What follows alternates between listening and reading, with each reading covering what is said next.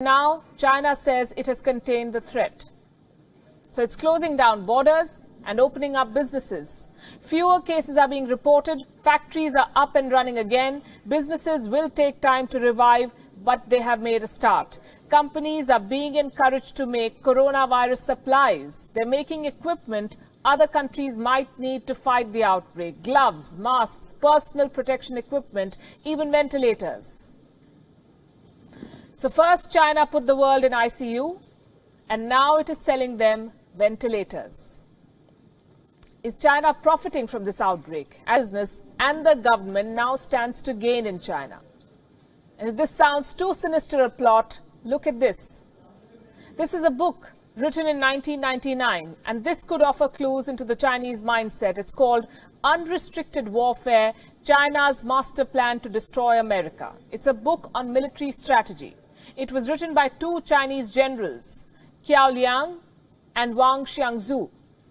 The book makes an argument. It says that China cannot defeat America in a direct military confrontation, but it can leverage its economic prowess to leave the Americans behind. Now, the book's assessment has some eerie similarities with the present situation. It is being quoted by conspiracy theorists. They claim that amid this coronavirus crisis, Beijing is executing its world domination plan. On this show, we do not go by conspiracy theories to make our assessments, so we set out to look for the facts.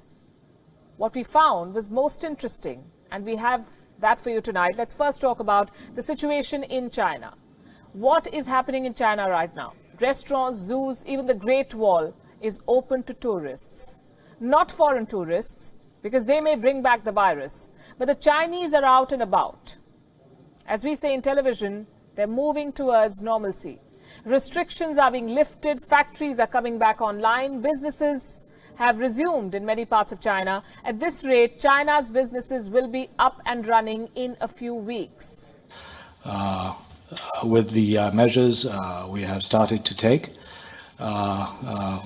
with the return of the work of the workers and the resumption of productive activities by the factories across the country, I think the Chinese economy is coming back to life. Coming back to life. They have a plan, revive the economy. What does this tell you?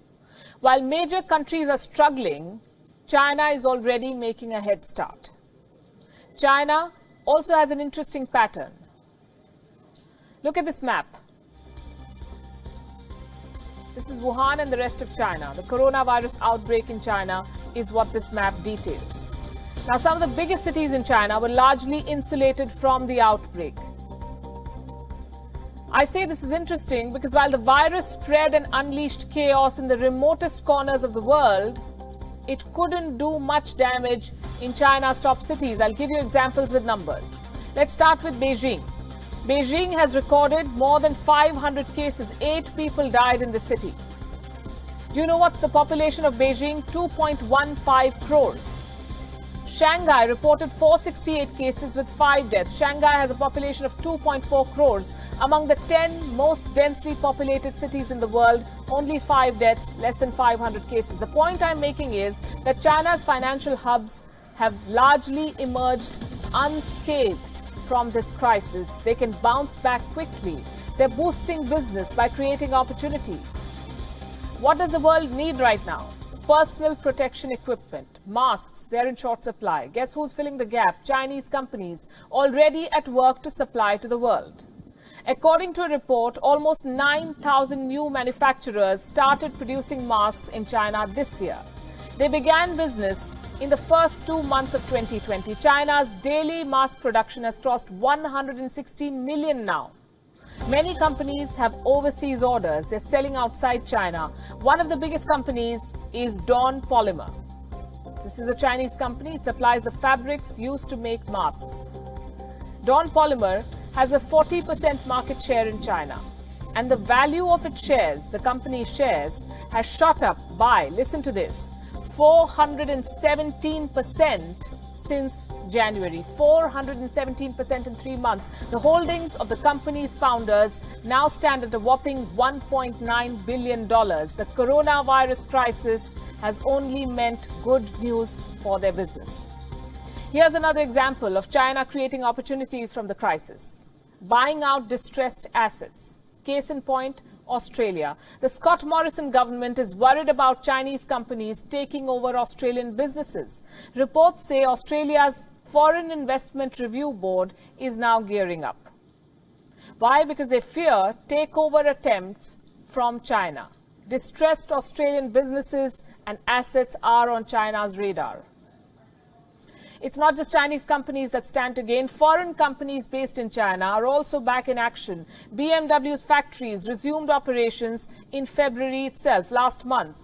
Fiat Chrysler has also restarted production. Foxconn has resumed work in its mainland China factories. Foxconn manufactures for leading tech giants like Apple and HP. Tesla's factory in China is back online too, reportedly with help from local authorities. Members of the Chinese government allegedly helped Tesla secure key supplies. The Chinese government is going the extra mile to make sure businesses resume operations. In Shanghai, most foreign businesses are back in action. All foreign-funded enterprises have resumed operation, with an 80% employee return rate and a 70% business resumption rate. The overall situation is steadily improving. So while it sounds crass to say that a company or a country profits from a pandemic, these are the bitter facts. China exported a virus to the world. Now the world is sick and China is selling them the balm. And while the world tries to heal, China is already up and running.